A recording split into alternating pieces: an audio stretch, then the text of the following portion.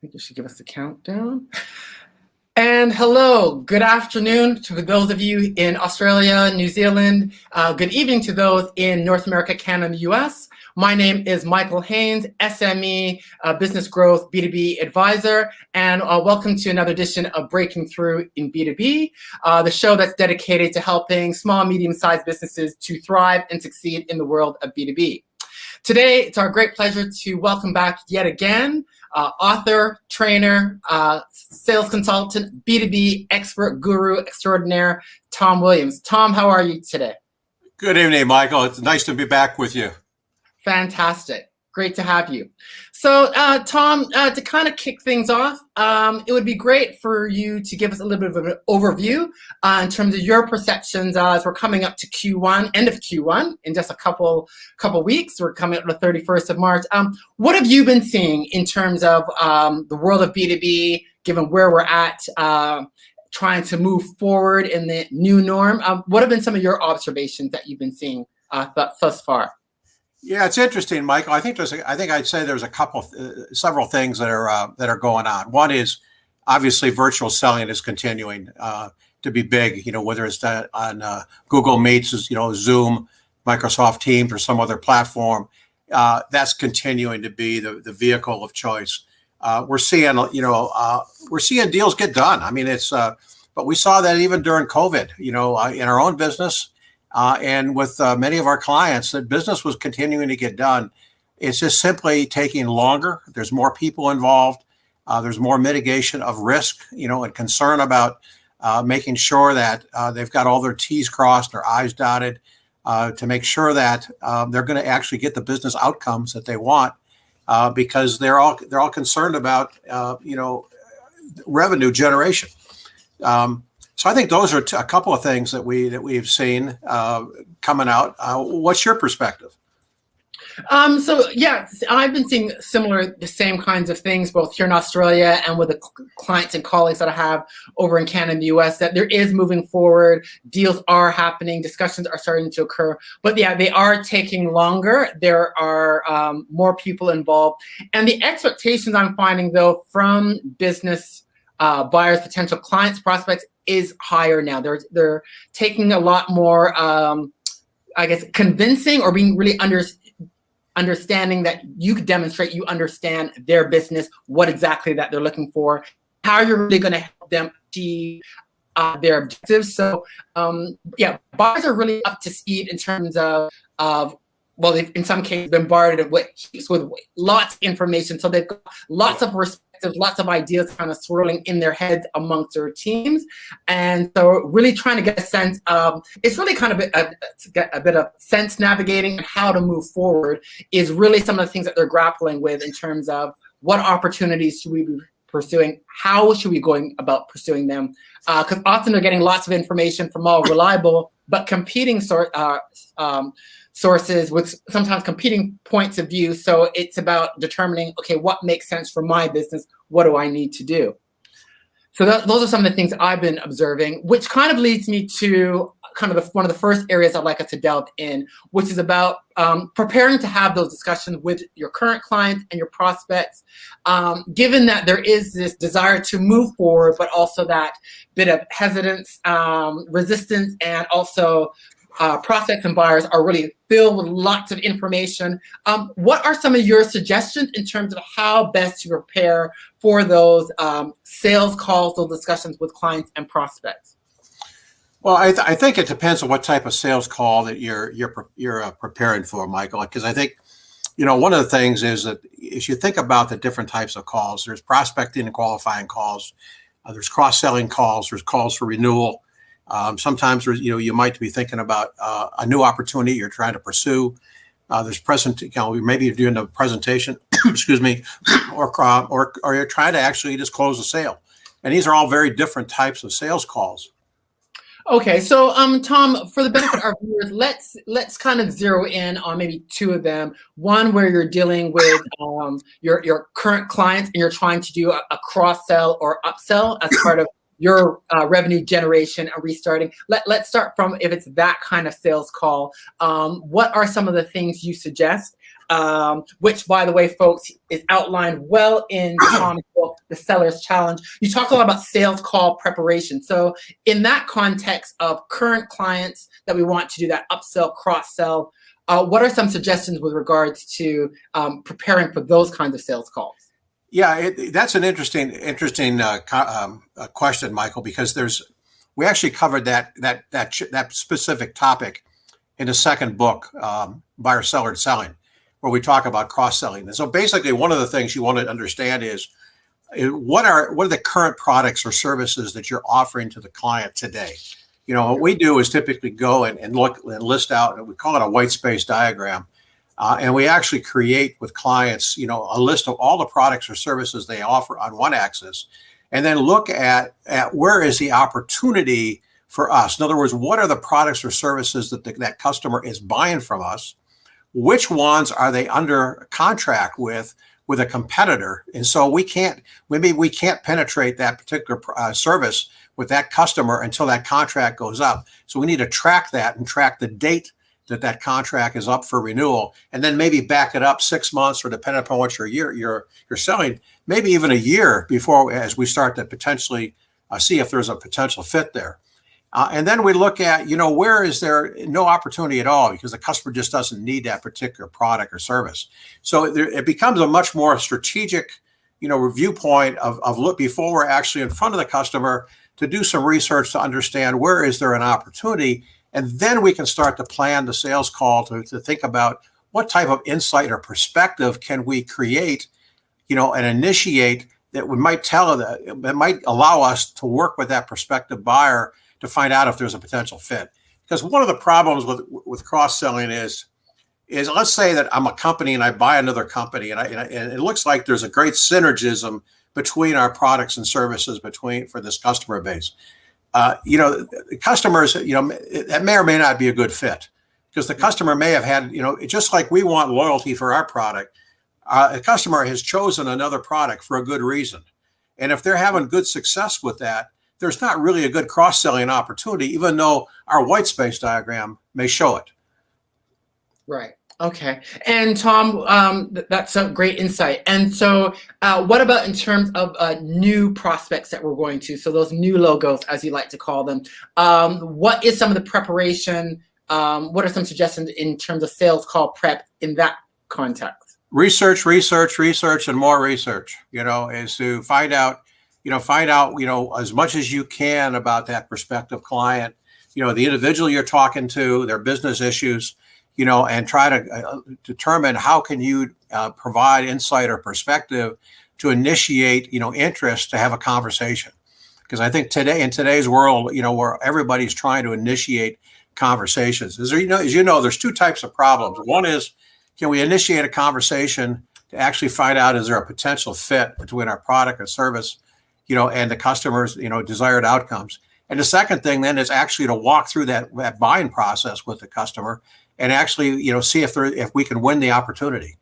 And they're two very different sales challenges for people. Got you.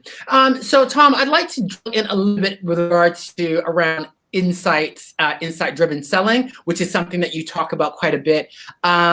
Because I think insight versus information.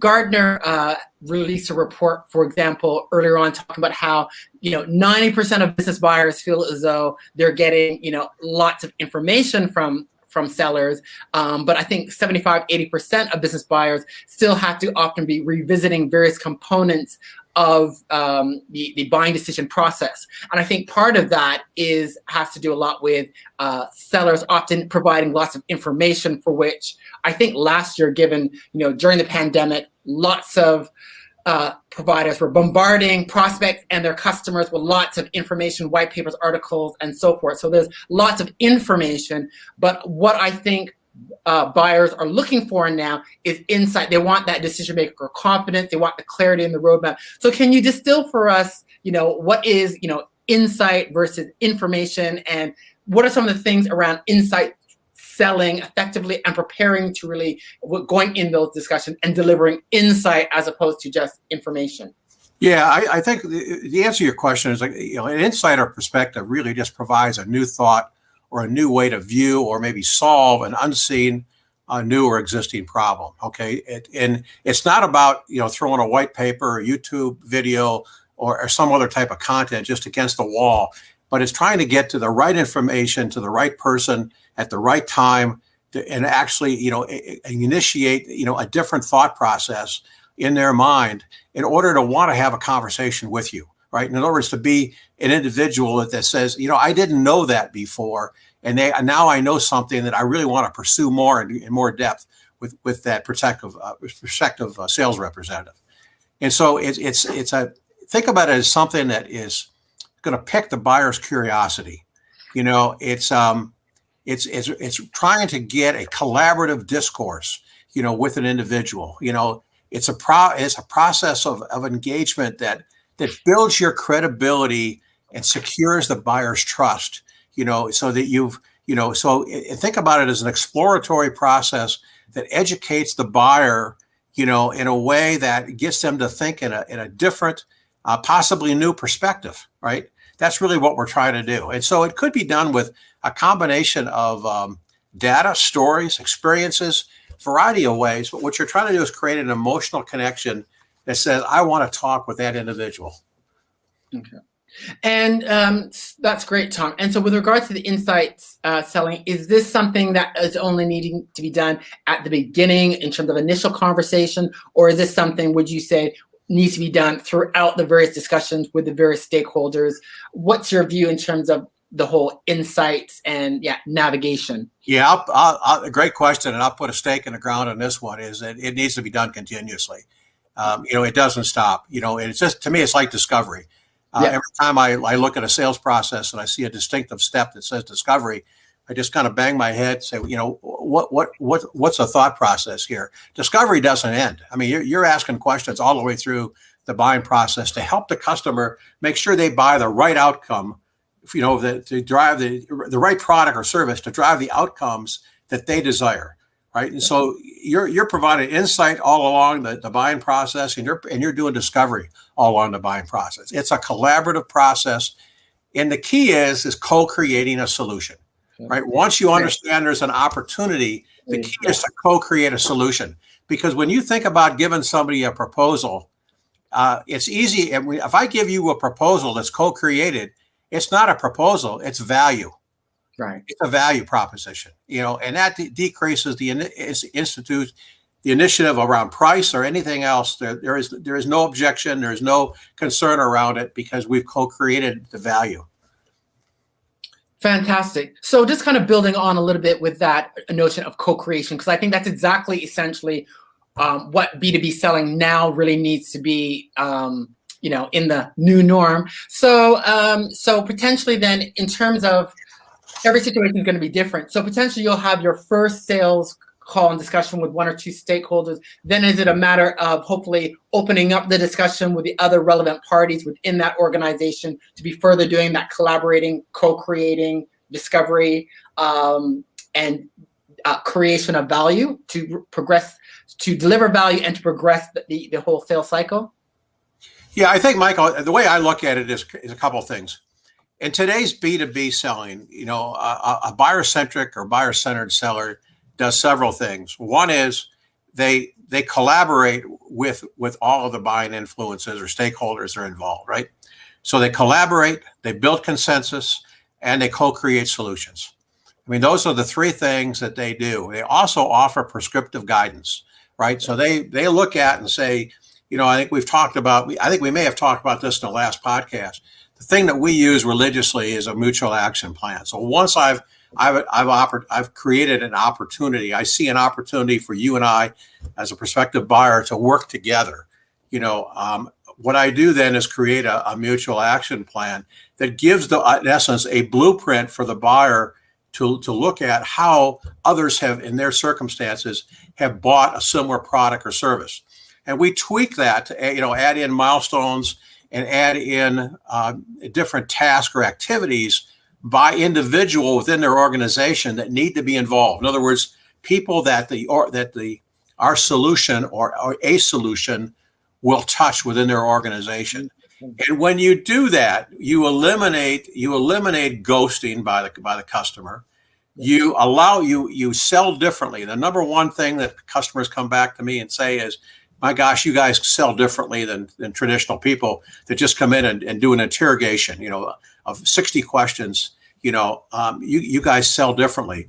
But the other thing is it gives them a roadmap that regardless of whether they buy from me or not, they've got now this roadmap that we've co-created of how to come up with the outcomes that they desire.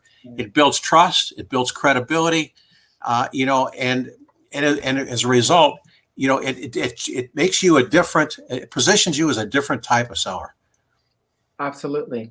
So would it be fair to say then, in terms of the sales process at a high level, it's almost it's doing your sales call planning, and which might involve a bit of insight to get the initial call, having that those initial discussions, which in effect will be exploration and discovery, to then hopefully lead to a mutual action plan that you can work together with to co-create value to eventually hopefully get the sale and continue the relationship on from there.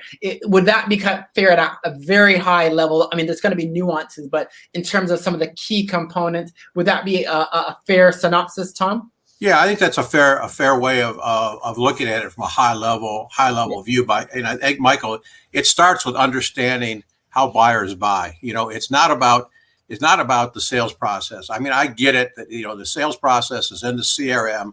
It's a series of steps. And show me a CRM, and I'll show you, and tell me that where the buyer is in that CRM, and I'll show you an account there, an opportunity that probably is not in that particular sales process stage, because you've got 10 or 15 people now involved, and they're all at different parts of the buying process.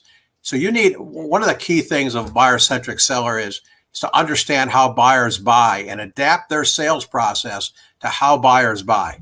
And when that's done, then the magic begins. When you're just following a sales process, it's like I'm trying to force something down your throat. You need to do a demo, you need to do this, you need to do that. And it's not about what I think you need to do. It's about where you are in the buying process, and what you need to do next in order to move the sale forward. Or in some cases, you need to move it backward and take a time out and say, wait a minute, we haven't thought this through as well as we thought, and we need to revisit. And a lot of times that's because the sales rep has asked some really good thought-provoking questions and has got people to think differently, right? Remember, customers know three things. They know what they know what they don't know, and they don't know what they don't know.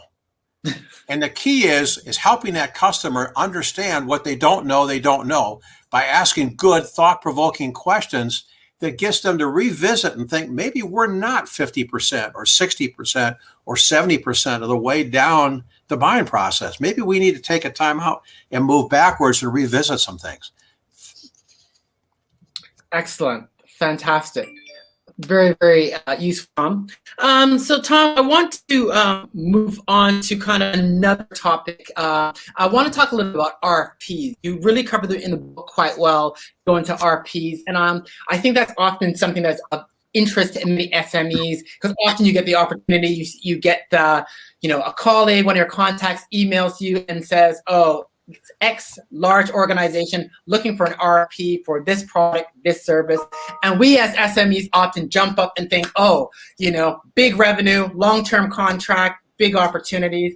Can you enlighten us, by first talking about, some of the different kinds of RFPs that are out there, even if you just want to touch on a couple of them? And more importantly, what are some watch outs that we should have, so we just don't, get excited when, our emails ding in with, oh, RFP from this company, and wow, we're just going miles ahead in terms of dollars, contracts, renewals. What are some of the things that we need to be, types of RFPs we should think about, and what are some of the watch outs when we get those documents coming to us? Well, let's start with the four different types of RFPs. And this is kind of an interesting topic, I think, because I think it's one that hits all of us in different ways, regardless of the type of customer that or the geography that we work in. The four different types of RFPs. The first one is what we call as a fair RFP, and this is the RFP, if you will, that identifies the specifications, the requirements that are essential to meeting the buying organization's needs. Okay, this is in the fair RFP is intended to create an equal footing amongst all the providers, right, and suppliers. And so it's a format for presenting, solutions, products, services, etc., in a standardized way. The second type of RFP is what we call a favored RFP. And this is the RFP that's written in a way that favors one particular entity, right? And this is always the nemesis when you look at it and you look at the RFP and say, whoa, this was written by us. This was written by XYZ competitor, right? That's the second one, and the problem with that is it gives an unfair advantage to someone else other than you. The third one is what we call a fake RFP. And this is where the buying organization is really satisfied with you as the vendor of choice, right? They've been using your product for years, but they're forced to put an RFP out because of governmental regulations, right?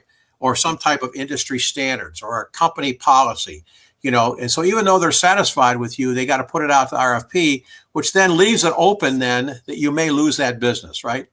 And then the fourth one is what we call the forced RFP. And that is the one where it's designed, by procurement to drive your price down. So it's to put the fear in you that you might lose the business. So I say to you, Michael, I know you've been our vendor. We've been your vendor forever, for the last 10 or 15 years, but I have to put this out to RFP. All of a sudden now you're going to sharpen your pencil and you're going to potentially give me a lower price. Yeah. And so part of it is to understand, up front, as you look at the RFP, which RFP are you actually responding to? Which of the four different types? And then I think secondly is to ask yourself, what's your win rate of RFPs that you didn't have any influence in terms of writing it? In other words, it's just a cold RFP that just comes in. What's your win rate? And the second question is, how much time is it taking you to answer that RFP? Are you actually tracking the measurable hours and the cost to go and put that together? Because I can tell you, when I was a VP of Sales and Marketing for a medical device firm, and we looked at that, it was pretty apparent that if we hadn't impacted the RFP in some way in order to help to write it, our win rate was very low. And so we made a conscious decision that time was very important, and we could better use our time on other opportunities that we had a better chance to win than to spend our time on RFPs. But every company, I think an organization, needs to make that decision for themselves. Okay. I think that's a really good point you've raised about measuring the amount of time and effort required into preparing RFPs, because I think that's something that is often missed. So, Tom, with regards to those four types of RFPs, which of the four should we, if at all, be more akin to pay more attention to and consider investing some time and effort to, as opposed to, others? Well, first and foremost, the fair RFP is the one that it's written in a fair and equitable way, so that you got a pretty good chance of potentially winning, working with that one if you have an opportunity to actually interface with some of the key stakeholders that are involved with the RFP. I think the second one is that if you look at the forced RFP, you can almost see that coming because of the culture of the organization, right? Or, and I think you can often mitigate that if you have a good coach or / champion mobilizer within the account. They can help mitigate, that. The fake one,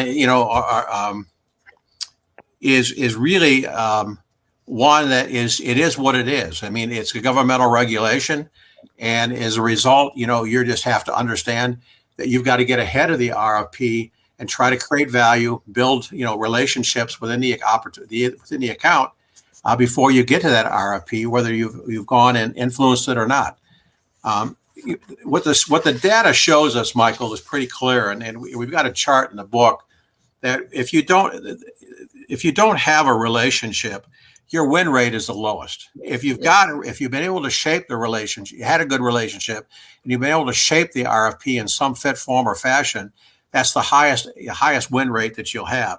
And then there's gradations in between depending upon your understanding of their organization, and whether it was you received an unsolicited RFP or one that you expected, some understanding of their buying process, et cetera. There's different levels of win. Now, I will tell you, in today's world is changing though. And it's interesting that, social media, you can get an unsolicited RFP where you haven't, and it could be a fair RFP, you have but you didn't have any influence at all in writing it, but neither did anybody else. And simply by looking and connecting with people on LinkedIn that wrote that RFP, assuming there's no guidelines in the RFP to say you can't do that, and potentially reaching out and developing relationships, you can position yourself as a different provider, a different supplier than everybody else. And to me, that's just a fundamental thing to do in terms of research. But it kind of goes back to that research we talked about in terms of call planning. Why would you not try to figure out who all these people are that are involved with this RFP from a social media point of view? And even if you can't, win this particular one, you can follow them, you can like content, you can share content, and they can become aware of, and everybody's aware of who's sharing and liking their content, right? And then if you do connect with them, you've differentiated yourself again in a different way. And you can, and then now you're in position for the next RFP or the next opportunity down the road. And so you've got to play the long game and not just the short game. Fantastic insights there, Tom, because you've really highlighted the importance that RFPs still, dealing with RFPs, we still need to treat them as we do with the rest of how we are interacting with clients and prospects in terms of the engagement, that depth of understanding, building that relationship, trust. All of those elements are still very critical to the success of an RFP. And having that relationship, that connection is quite important. So I think it's a really important point that you've raised, one that I think is often overlooked. Well, the other, Michael, if I can interject too, the other thing to kind of keep in mind is if you think about this, where does the RFP come from? It comes from procurement, typically. And if you think about, procurement looks at and plots every vendor and supplier on 4 quadrants. What they basically do is look at the impact on financial results versus supply risk. And there's 4 quadrants that they put you into. One of them is what we call a leverage items. And what that means is that you get stuck in with, this is a category where procurement looks and says, this is where we should put RFPs, send RFPs to suppliers. This is where we ought to do competitive bidding. This is where we ought to have reverse auctions, because they perceive that their organization is overpaying for the product or service. So if you're getting a lot of RFPs and it doesn't fit into one of those categories that I talked about, the 4 categories, it could be because they believe that you're really a commodity and you're overpriced. And if that's the case, you've got to understand that, right? And that's a situation where you have to decide for yourself: is that do you want to play in that pond with that organization, or do you want to try a different strategy? Is that your ideal customer, or is it not? Yeah, that's another great point to raise in terms of asking some of those broader questions of where does that potential RFP opportunity fit in your overall strategy of where you're looking to take your organization. So that's a point raised. Thanks for that, Tom. So Tom, I want to shift gears. I want to talk a little bit about to pricing, because I think pricing is something that is a very contentious. It's a critical topic now as we're in this mode of recovery. Sellers are keen to rejuvenate revenues, get businesses going. Buyers are somewhat resident, and they want value. I would say they are expecting a lot more from their sellers. What are some of your tips? And I think there's everyone's trying to see if they can get more with less. What is your view or some tips on how do we deal with potential buyers who may be interested in our product or service, but they're looking for the discount, they're looking for getting a deal cut? What are some ways in which we can manage and deal with that whole wanting to get the discount in terms of moving forward? I want to do business with you, Tom, but things are tough. Can you cut me a deal? What can we work out? How are some ways can we navigate through that, circumvent that? What are some suggestions that you have that might help viewers who will undoubtedly encounter that? Good point, Michael. And I think one of the key ways is how have you sold up until that point? In other words, here's where I keep coming back to what we call situation analysis, which leads into a mutual action plan. If I understand what your current situation is and what the root cause is, or why are you where you are, And then I look at where do you want to get to? What's the ideal solution?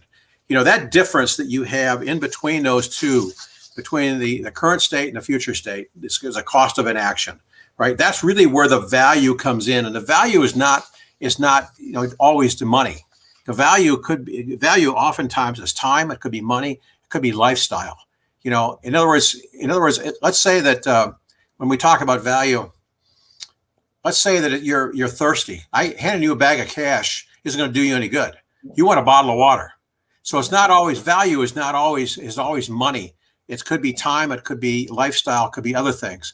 So understand the current situation. Understand where they want to get to. Understand what the root cause is. Now you can create context and contrast. Right? I can show a before. I can show an after. And if that gap in between the two is big enough to drive a truck through, and it gets your attention, and you say to me, that's an important, I ask you, is that an important problem you want to solve? Is it an irritating problem you want to solve? Or is it a critical problem you want to solve? And what's your organizational priority? Once we focus on that, now we've got a light bulb moment that we now understand the problem is bigger than, and if we can quantify what the problem is in terms of time, money, lifestyle, now we've created value, right? Now, as I start to create value, then the money becomes irrelevant because the money is what it's going to cost you to solve that problem. Right. So it's about how we sell up front and not just acquiesce. Because if you let procurement come in and just say and commoditize you and say you guys are all the same, so just give me price, terms, and delivery, then there's no value. There's no And again, what they've done is, if you go back to my 4 quadrants that I talked about.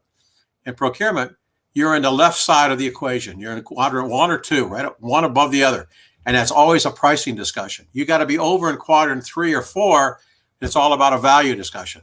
When you're in a value discussion, the price is the price. Right? So it's all about, Tom, turning the conversation away from price, really trying to show that gap, show that you understand what that gap is, the quantifying that gap. And that's where the discovery and insight can come in to help really create that gap so that you can show how you deliver value and demonstrate that value and steer the conversation away from price. Michael, I think that's what you have to do, because if you don't do it, I'll give you an example. And there's a table in the book, and what the table shows is that if you're at a 50% gross margin and you drop your sales price by 10%, you actually have got to sell 25% more revenue. In order to maintain the same gross margin. So think about that if you're a sales rep. You got to sell more product because you discounted it. If you want to say, if you're getting paid on gross margin, why do that? But the problem becomes one of, and this is why it's a complex issue, because the problem comes oftentimes when a client says, well, we're in an industry you have to discount. So what we'll do is, instead of selling the product for $1,000, we'll mark it up to $1,200 so we can knock $200 off. And everybody's happy, right? And so if that's the case, then you play that game, and that becomes the if you will, the industry standard, right? Yeah. And that's certainly a strategy, and it's certainly a way that a lot of organizations operate. I prefer to sell value and show contrast between two ways of doing things. What you're doing today and what the results can be. And if you do that, I think you protect your gross margins. You protect your revenue. I think you protect your trust and credibility, and you sell in a totally different way. But that takes a lot of guts. I mean, it's not for the faint of heart, because you have to be able to walk away, from some people who are going to just drive your price down and say, I'm just not going to pay that. Right. Yeah. Right. Now, there's some ways around it. I might be able to do some options, right? I might be able to do some trade-offs. I mean, in the book we talk about, if you the other way to do this is to try to hold your price and maybe give some trade-offs that don't cost you much money, and allow you to the customer to get more value. There's some ways that you can do that. So, Tom, just touching on that point, because that's something I was going to get to. So are you talking about adding in more bonuses, more added, and trying to be building in more value, which hopefully you as a seller won't require a lot of cost or effort, but you can kind of throw those add-ins, value adds, to kind of build in the value to say, okay, the cost of the product or service is $1,000, but to add some things in to kind of bolster the value, so that to get the customer across the line. Is that what you're talking about? You're basically looking at what trade-offs do you make in the process of earning the purchase order, and there may be some things of value to you that don't cost us any money. A good example of that was years ago when I was VP of Sales and Marketing. We oftentimes we offered a 3-year warranty, but we knew that we could do a 5-year warranty. We just didn't want to put it out in the marketplace yet until we actually had to do it from a competitive point of view. So we could offer an extra couple of years of warranty for somebody, and it didn't cost us anything. Same thing with a service school. We had a service school that we charged for. It was a sunk cost for us to have an instructor, and on the staff. So we could give that away, a free service school for 1 or 2 or 3 people or biomedical engineers. And it was a big savings for the hospital that we were selling to, but it didn't cost us any money. So there's different ways and levers maybe that you can pull as a sales organization that have got value to the customer, but really don't cost you any money. Fantastic. That's really insightful. Okay, the key, excuse me, Michael, the key is to maintain your price. To maintain price integrity, right? I mean, that's really what you're trying to do. You're trying to not lower the floor down on price. What you're trying to do is to hold the price but yet give the customer something of value. Got you. Great. This has been fantastic, Tom. So to wrap things up, what would be 3, if you had, let's say, 1 or 2 key watch outs, call outs, as companies are going to be starting to head into Q2. Are there any key either must-dos or don'ts with respect to how they're approaching in B2B, whether it's around sales, call planning, insights? Are there any must-dos or don'ts that people must be mindful for as we're moving forward in Q2, as they're trying to rejuvenate revenues and take their businesses forward? Is there any kind of 1 or 2 big nuggets that if nothing else, watch out for X? I would say number 1 is no excuses. You've got to make the revenue plan, and you've got to just do the work. And so again, to me, no excuses. Right? You're hired to do a job as a sales professional. Your job is to drive revenue. Go do it. You don't have to, as I tell people all the time, you don't have to like the forecast, but you do have to make it. Right? It's your job. Just like accountants have to count the money and manage the books, and production and their manufacturing has got to produce the product. Sales has got to sell the product and services. So no excuses. I think the second thing is back to basics. I think that we're not spending enough time on call planning and call execution. We're not spending enough time on strategizing to win complex deals. And I think once you've got that opportunity in the funnel, you need to have a high win rate. And what the data is showing is that we're only winning about 47% of the business. About 20 to 22% is going to status quo, depending upon who you read. Some people might take that status quo number up much higher. But I'm going to use the CSO Insights data. It says it's about 22%, and the rest is loss. And so really focus on why are you losing deals, and why are deals going to no decision? And those are tremendous opportunity for sales organizations, to turn around. And I think the third thing is that is thinking about churn. What accounts have you lost, for whatever reason, and what do you need to do to win those back? And what's your win back strategy? Because the data shows, and Michael Feister has done a tremendous job, with his win back philosophy on this. So shouts out to. Kudos to Michael for this. You mean Dan Feister? Dan Feister. Yeah, Dan. I'm sorry, Dan Feister.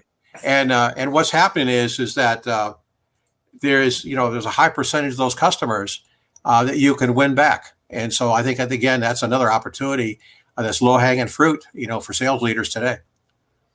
And I fully agree. I think, yeah, win back is something that is very much overlooked. And I think in these times right now, a lot of buyers are very much open to and reconsidering what are their options to get their businesses where they're looking to go. And so win back, you have a lot of the insights, some of the contacts. It is a great way.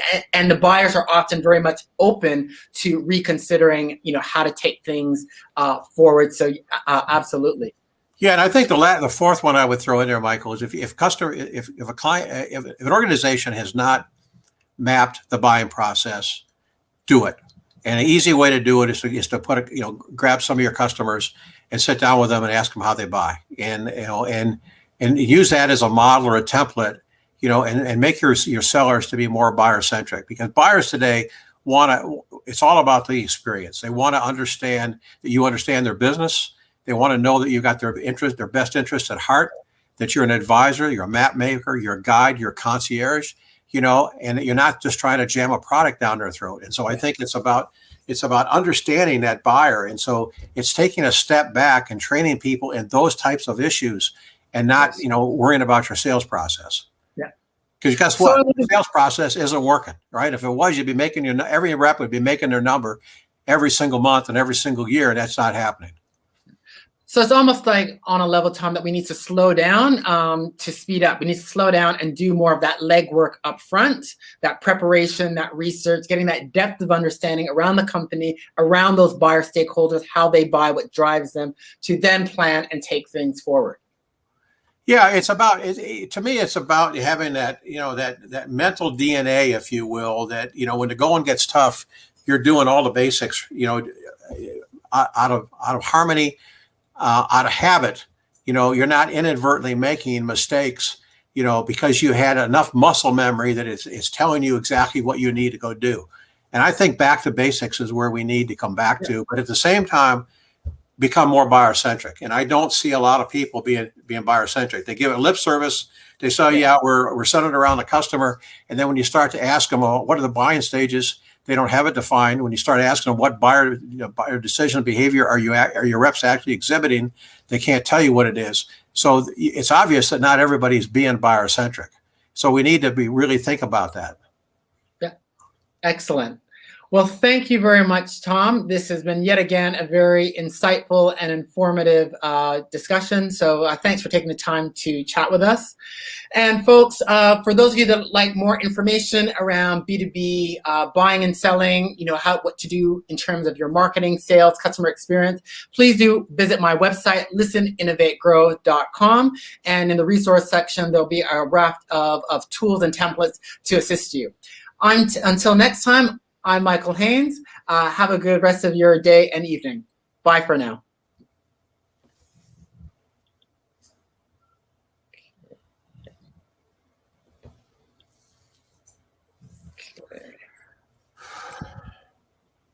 And